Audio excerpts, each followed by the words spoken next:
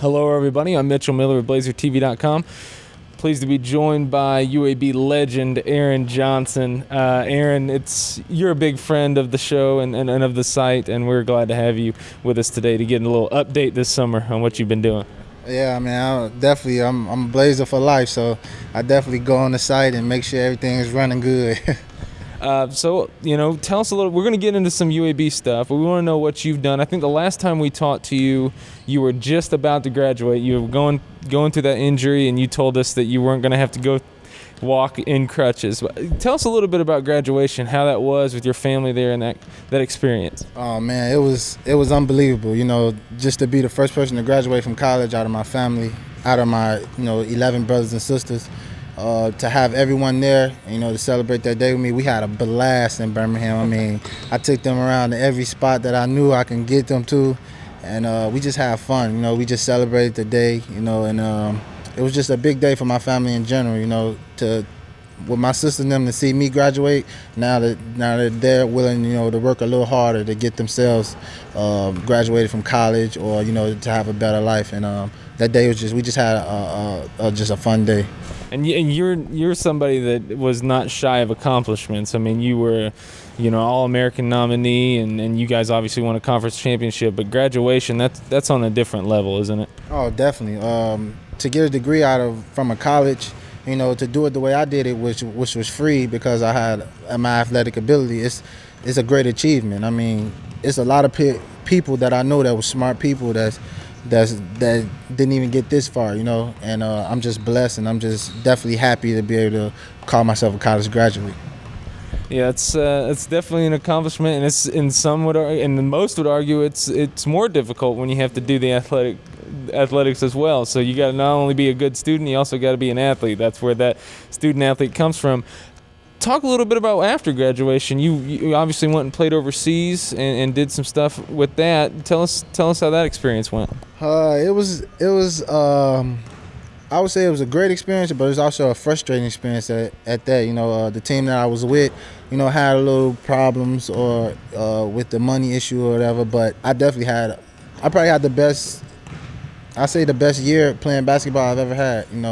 I averaged 15 points a game, which I probably haven't did that since I was really little. 4.5 assists. I finished either second or third in assists in the league. Led the team in scoring. Was honorable mention all league, and I was an all-star. So I had a great year. I mean, and just to go over there and experience what I experienced with the different culture. Where I was at, nobody really spoke English, and it was like I'm eating in places that's 300 years old and all stone walls and stuff like that. It was very different, but I definitely enjoy every second of it. I don't regret going to that place at all, and I'm looking forward to the future that another team comes with me. Now, tell everybody where you were and what were some of those cultural differences. You said they didn't speak English, a lot of them. But what was the food like? I mean, what was the culture like? Where were you, and what was that about? I was in a place called Ostoni. It's a small village of about 30,000 populated. Ostoni, which is located in Italy, 30,000 populated, and it was just everything was different. The cars, I seen cars that you would watch on TV, that you would see in movies, in the old movies and from the 70s and stuff like that. And just the people, the people are very friendly, but everybody thinks you speak Italian. They walking up to me. Of course, I was, one of the most popular guys on the team. One, because I was American, and two, because, I think the fans at UAB saw the same things that I was doing out there. They saw my passion and, how hard I played for the team. I was unselfish, of course, and, I just wanted to win, and they saw that, and I was another fan favorite, and it was all that was just different. The way the fans cheer out there is different. It's just so much, the gyms, some gyms is cold, some gyms is too hot. It was just a lot, but it was definitely a great experience that I know what I'm looking forward to now. I went over there with a mind of not knowing anything. My mind was blank. Like I was dumb to everything, but now going through that 1 year and that one season, knowing what it takes to play over there and how to be great, I feel like I'll be a lot better this year. And, we're going to talk a little bit about your injury in a second, but having to come back from your injury at the end of that season, having the season you did overseas, I'm sure that kind of reinvigorated you for the game of basketball, right? Oh man, definitely. I was still in Italy and I had 3 months left to be over there, and I was already making up my workouts for the summer. I got over there, and I thought I was okay. I thought the injury wouldn't affect me anymore, but then I started getting side effects from the injury. A little soreness, aching pains, and I talked to Brian, the trainer, every day.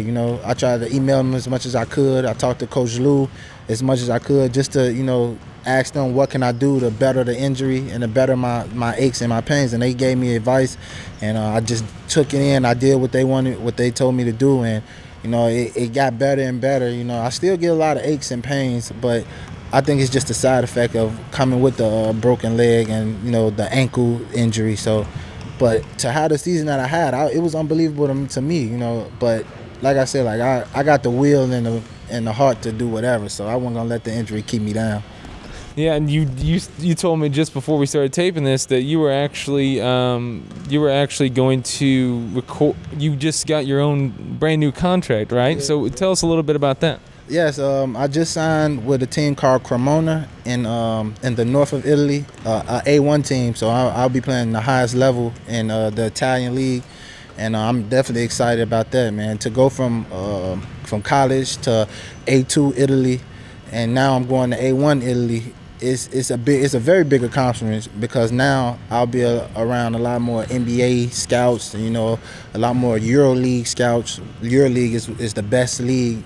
It's like the NBA of Italy. Yeah. So I'll be around those teams and those players a lot this year, and I'm definitely excited. Now, let's talk a little bit about UAB since you've left. I mean, this is kind of one of the things I'm sure a lot of fans are wondering about your opinions on. Obviously, you were beneficial. You ended your season on a high note. Right. So you guys won a conference championship. You went to the NCAA tournament, and although that game did not go like you guys wanted it to, you guys did get there. Then the year after you're gone, the season did not go well. What was your thoughts throughout that season? Did you get to watch any of it? Did you get to see any of it? Did you talk to any of the players as it was going on? What were your thoughts on that season after you guys left? Well, I talked to everybody on the team, as much as I could. My fiance even brought her computer to practice one day, and I sat and watched practice through Skype. So I was definitely in tune with the guys and making sure everything was going good. But I was just hurt. I felt like I went, what are 14 and 15, I think, or something like that. I felt like I was involved in that, and I just tried to keep the guys' spirits up and just make sure that they, stayed on top and was working hard as they possibly can to finish out the season strong. And I know it didn't go according to what they wanted, but I still think they can build and benefit off that losing season. Now, obviously, one of the results of that season was the coach that recruited you, Mike Davis, was asked to resign or was fired from the position. Your thoughts on that? I know you were very opinionated at first when that first came out, as a lot of players were and should be expected to be. I mean, you guys were family almost, and a lot of players got a second chance under Mike Davis, so there's a lot of emotional connection there too. What are your thoughts on that now as you're looking at it? Have you talked with him since then? What are your thoughts on that? And well, my first initial thought was, I was hurt, of course. I was really hurt, because this man, Coach Davis, he taught me so much. He taught me. I came into college a boy. I did a lot of childish things while I was in college. Not bad childish, but just not being responsible for myself, being alone, away from home. And he taught me how, to be a man. He made me work hard every day in practice. He made me work hard every day during the summer. And because of him, I'm the player that I am now. And of course, I was hurt by that. But now that I think about it, I wish I never would have, had that Twitter outrage that I did and nothing like that, because it shouldn't be like that. It's a business. You gotta handle it as a business, and they made a business decision. I still think that they could have kept him, for his last year in his contract, but they didn't. And I talked to Coach Davis as much as I can, and he's okay. He knows the business way more than I do, so he understands what happened. And but I still think that it could have been handled a lot better. But I think Coach Hass will do a great job, and of course I'm gonna continue to follow UAB because I bleed green and gold. So. Have you met with any of the new staff yet? I know they're not allowed to be in here for the workout, for the individual kind of playing things, and that's why I think you're doing that tonight with some of the players as well. And Jamar did that before he went into the summer league. Have you met with any of the coaching staff? And I know that George Drake, obviously, because he's on the staff now, and Lou got kept. So those are two guys you at least know. But have you met any of the others? Yeah, I met the whole coaching staff. I came here early May or late May, around May 19th, and I was here to May 30th before I went back to Chicago to work out. And I met with the whole coaching staff. I just let them know that no matter what, no matter who's the coach, I'm still a UAB graduate. I'm still a former UAB player, and I spent 4 years, and I gave my heart and my soul to this university. So, I just let them know, like, of course I was sad about what happened to Coach Davis, but I still let them know, like, I'm still behind, whatever you're doing with the team, because it's players in that locker room that I won a championship with. I'm the type of person, like, I'm never gonna leave somebody who went to war with me behind, and so I just let them know, like, you got my support no matter what happens.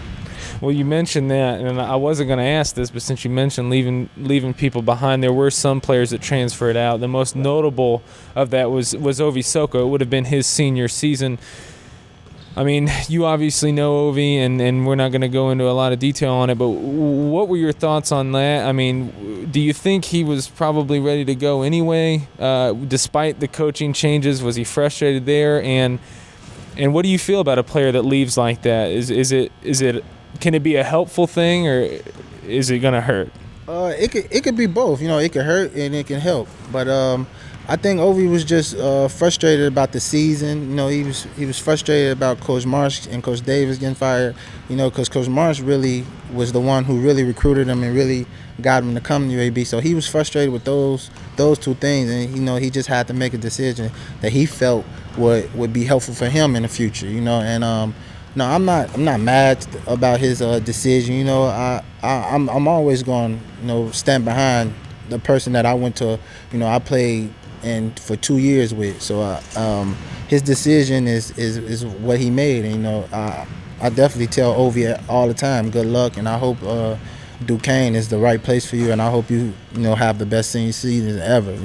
Way better than what I did, of course, just because I know that he's a hard worker. That's one thing Ovi did do. He did work hard, and he did want to get better. He did want to be better. Now he just got to apply that to his senior season after, he sits out that 1 year. Yeah, and we definitely wish the best for Ovi, and obviously we saw glimpses of what Ovi could be here in that league. He could be LeBron-esque in that league. I mean, that may be too much to say, but he could be that kind of force in that league. Talk about some of the players that are left. I mean, you're going to play with them tonight a little bit, but, obviously Quincy was left behind. He's dealing with an injury now. Have you talked with him about his injury? And that was in the middle, towards the end of the season. He tore his ACL in his knee, I believe. He seems to be on track, but have you talked to him about that injury and what it takes to come back from an injury, since you've done it? I mean, you broke your nose against UTEP. You had your own leg issues. You broke your bone, I believe, on the bottom. So have you talked with him about recovering from injury? Oh yeah, I've sat down with Quincy a few times now. Quincy was my successor. They wanted Quincy to be better than me. They didn't want him to do the exact things I did, because we're two different players, but they wanted him to be better than me, of course. And I just told him, like, he got the best strength coach in the world. Coach Lou is one of the most dedicated people that I've ever met. he's dedicated to the people that's around him that's gonna fight and that's gonna work hard. And Quincy, of course, Quincy worked hard. Now I look at Quincy and he's bigger than I was as a junior or going into his junior year. And he's working hard. And he's back running, doing sprints now. And I told him he got Paul Delaney back, and Paul was jumping higher when he came back than he was before he got injured. So if he can come back as strong as he did, and he was first team all conference or second team, and he was all district and all that, and now Paul's got a successful pro career too. So I told him, just keep working hard, man. Hard works beat anything. If you work hard and you want to be great and you want to achieve greatness, then you can always come back from any injury. And that's what I told him. I spent so many hours from the weight room to the gym to the training room. That I was out 2 months, and when they told me that I was able to run again, I stayed in the gym, I stayed in the weight room, and I stayed in the training room to make sure that I was at the healthiest point. And that's why I told Quincy, just make sure you dedicate yourself to getting better every day. Well, not just Quincy, but Jordan Swing. You mentioned specifically the last time we talked, I believe, and it caused a little bit of a hype on his end. I don't know if it was us or other people started talking about it too. Of course, some of that was Vestavia, I'm sure. A lot of hype coming up with him, and then last season was kind of a middle-of-the-road season.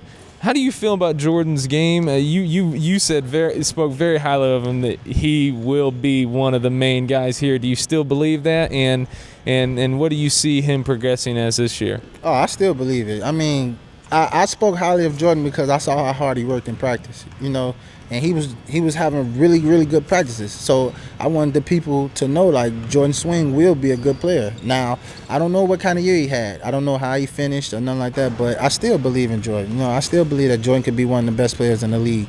He could be an all-conference player, but it's up to him. It's up to his work ethic. It's up to how he go about it. He gotta get out of the mindset that he had when he was at Western. He was just a role player. Now he stepped into a role where he has to do a little more scoring, a little more rebounding, a little more assisting. So he has to just get that mindset, and if he can do that, get that leadership mindset also, he could be a really good player. Now, with a first-year coach, even after last year, which was not a good year in any way, most people would say it was not a good year. You can find some positives in it, but overall, the season did not go where anybody wanted it to. And then this year, a brand new coach. That's two big changes that have happened recently. When you were here, and even before you, even if they didn't get to the NCAA tournament, the UAB basketball team was in the discussion. So it's going to be a hard comeback. What do you think they're going to be able to do this year? What do you see them being able to do this year? Assuming Quincy will be healthy this year, and he will be, as all indications show, he'll be back on his feet and doing what he needs to do. With Jordan and some of those guys, Preston Purifoy being a junior this year, I believe, or a junior, yeah. So a lot of upperclassmen of those guys that were under you guys and had key moments in that championship season for you. What do you see this team being able to do in its first year under a new coach? I think it's going to be really hard. Not really hard, but it's going to be a difficult time.